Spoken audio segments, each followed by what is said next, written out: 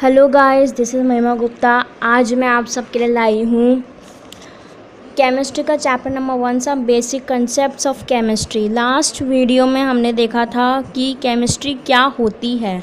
अब हम देखेंगे कि केमिस्ट्री की क्या इम्पोर्टेंस है, क्या रोल प्ले करती है केमिस्ट्री हमारी डेली लाइफ में, और क्यों हमें केमिस्ट्री पढ़ने की ज़रूरत है। So let's start. केमिस्ट्री जो है एक ब्रांच है साइंस की। तो सबसे पहले हम साइंस को ही देख लेते हैं कि साइंस का क्या व्यू है हमारी तरफ, हमारे ह्यूमंस की तरफ क्या व्यू है साइंस का।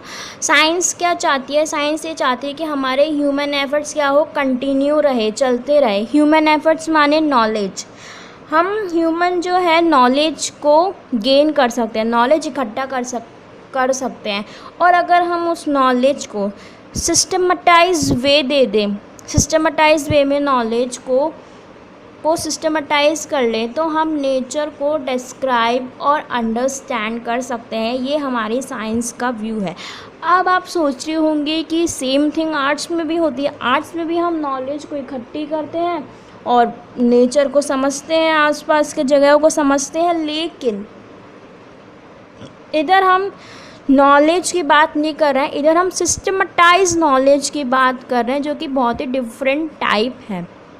इसमें क्या होता है, आपने देखा होगा जब आप 11th में घुसे होंगे तो आपको बोला होगा कि या तो आप आर्ट्स स्ट्रीम में जाओ या फिर आप साइंस स्ट्रीम में जाओ। ये दो स्ट्रीम बताई होगी।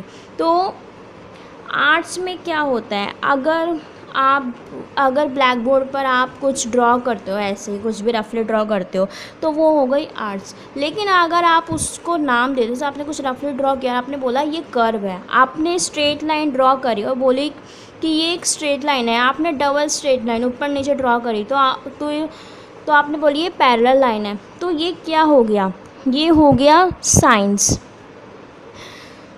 इसको हम एग्ज़ाम्पल के तौर पर समझते हैं कि क्या है ये सिस्टमटाइज नॉलेज। सिस्टमटाइज नॉलेज, ऐसे अगर हम थार डेजर्ट की बात करें, थार डेजर्ट में इतना फलाना टेम्परेचर है, तो आपने आर्ट्स वाले स्टूडेंट को बताया कि थार डेजर्ट में इतना टेम्परेचर होता है, तो वो आपसे बोलेगा ओके मैम, ठीक है।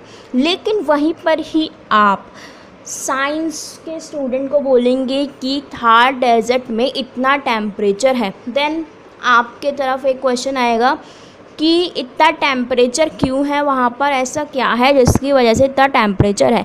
तो हम उसको सारी चीज़ें बताएंगे कि उधर की मिट्टी ऐसी है, उधर की कंडीशन ऐसी है, ये सब कंडीशन होगी तो ऐसा टेम्परेचर होगा। और हम उसका कुछ प्रैक्टिकल भी करके दिखाएंगे, अगर ऐसा कुछ होगा तो ऐसा टेम्परेचर बनता है। तो आपने उसको क्या बताया, उधर ऐसा कंपाउंड मिलता है, ये मिलता है, वो मिलता है। तो आपने क्या किया, उसको पूरा बताया, पूरी नॉलेज दी आपने उसको सिस्टमैटिक वे में। थार डेजर्ट में इतना टेम्परेचर क्यों होता है, हाई टेम्परेचर क्यों होता है, तो आपने उसको वो नॉलेज दी।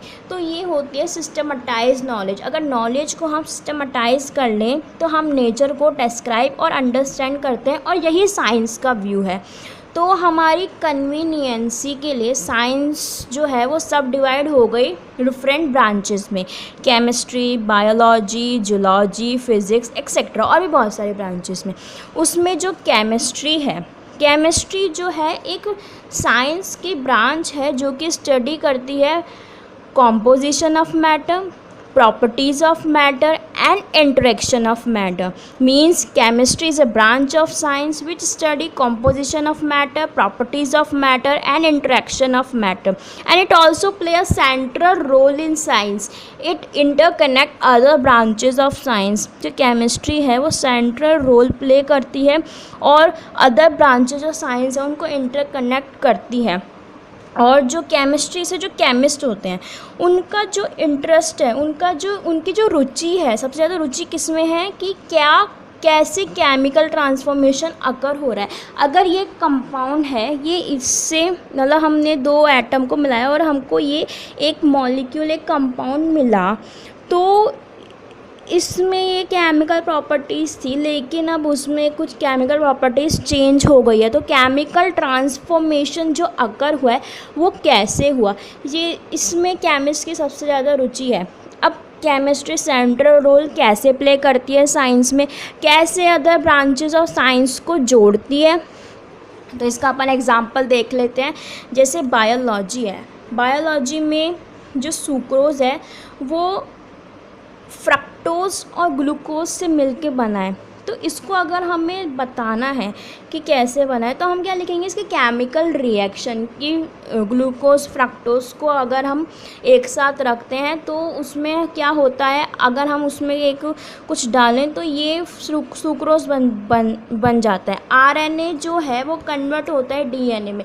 कैसे? Through chemical reactions. Chemical reaction से कन्वर्ट होता है, मतलब इसमें क्या हो रहा है, कुछ केमिकल ट्रांसफॉर्मेशंस हो रहे हैं। और केमिकल ट्रांसफॉर्मेशंस हम कहाँ पे पढ़ते हैं? हम पढ़ते हैं केमिस्ट्री में। तो केमिस्ट्री क्या है, जोड़ रही है अदर ब्रांचेस ऑफ साइंस की।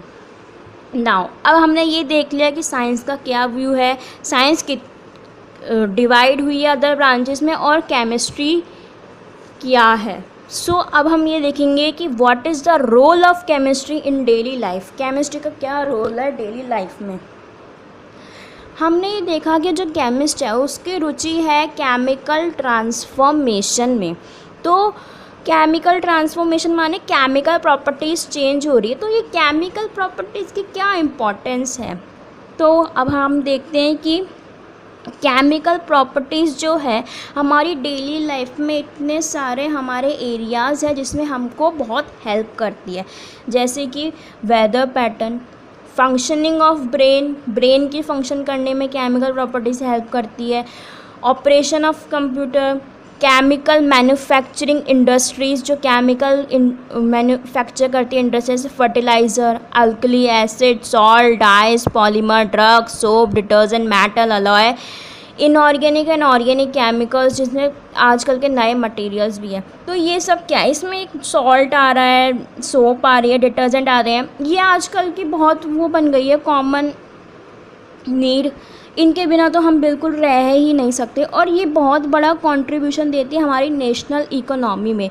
तो जो केमिकल प्रॉपर्टीज़ है ये इतने सारे एरियाज़ में बहुत ही इम्पॉर्टेंट है और ये हमारे नेशनल इकोनॉमी में बहुत ही कंट्रीब्यूट कर रहे हैं। तो अब केमिस्ट्री का क्या रोल है, केमिस्ट्री क्या इम्पॉर्टेंट रोल प्ले करती है।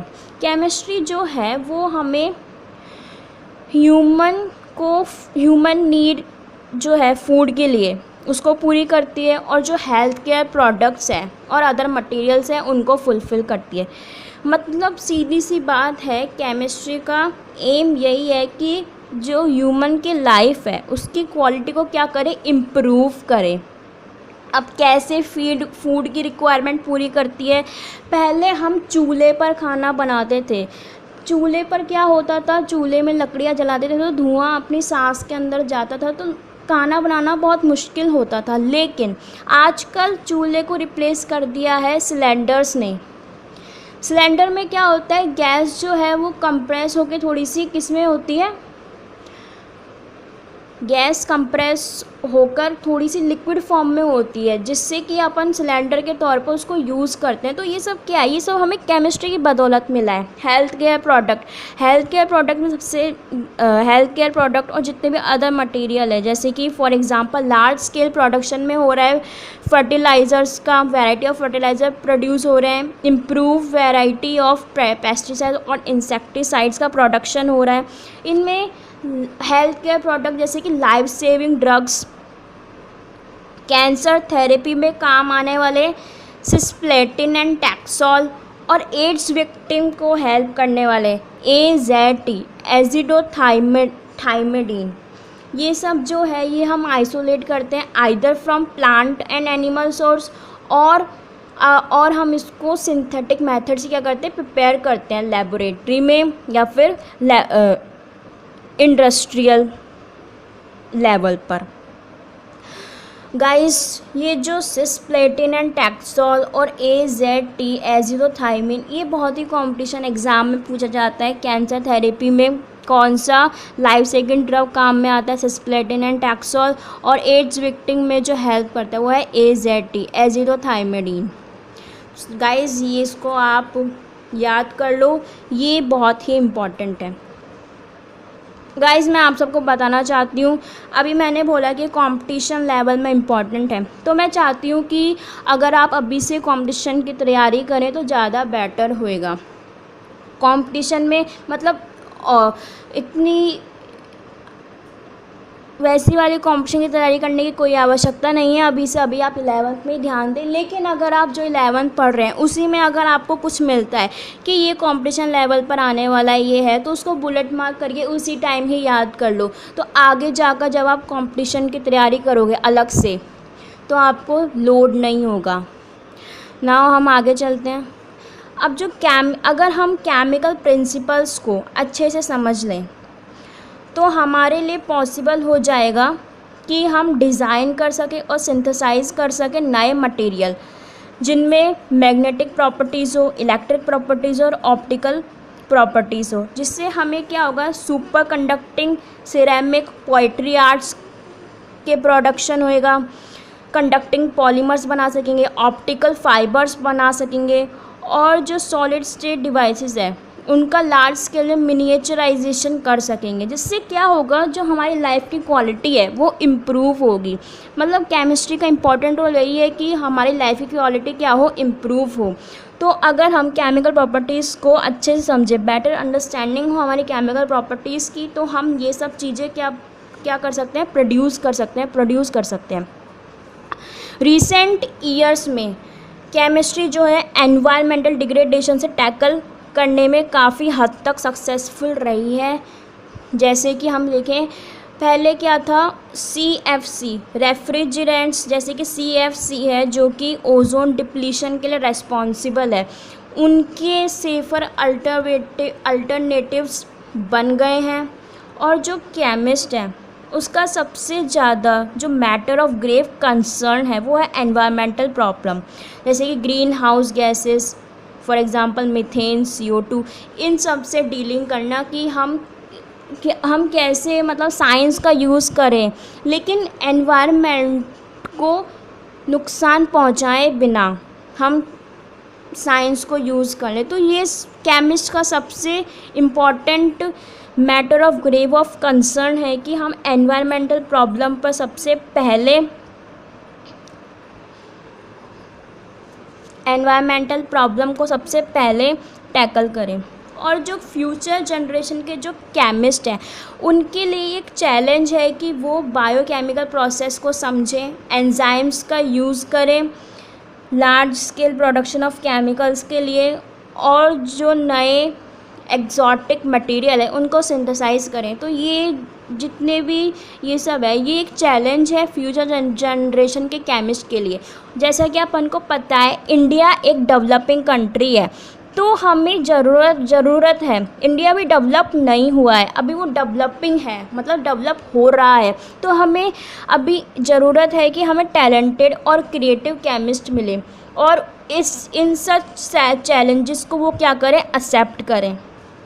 अगर ये सब चैलेंजेस एक्सेप्टेबल है और हो गए तो आप जानते नहीं है गाइस, हम एनवायरनमेंट को बचा भी सकते हैं और आराम से इम्प्रूव क्वालिटी ऑफ लाइफ, हम अपनी लाइफ की क्वालिटी को इम्प्रूव भी कर सकते हैं। क्योंकि आजकल जो हम यूज़ कर रहे हैं, जैसे AC है, AC से क्या हो रहा है, लाइफ की क्वालिटी तो इम्प्रूव हो गई लेकिन एनवायरनमेंट क्या हो रहा है, अफेक्ट कर रहा है। तो जो केमिस्ट है उसका सबसे बड़ा कंसर्न है कि एनवायरमेंटल प्रॉब्लम को कम करी जाए, एनवायरमेंटल प्रॉब्लम्स रिड्यूस हो, जिससे क्या होगा, हमारी लाइफ की क्वालिटी इम्प्रूव होगी एज वेल एज़ हमारा एनवायरनमेंट भी नहीं बिगड़ेगा। क्योंकि आज अभी जिस दौर में हम जी रहे हैं इसमें एनवायरनमेंट को बचाना बहुत ज़्यादा इम्पॉर्टेंट है और इस ही वजह से हम केमिस्ट्री को पढ़ते हैं।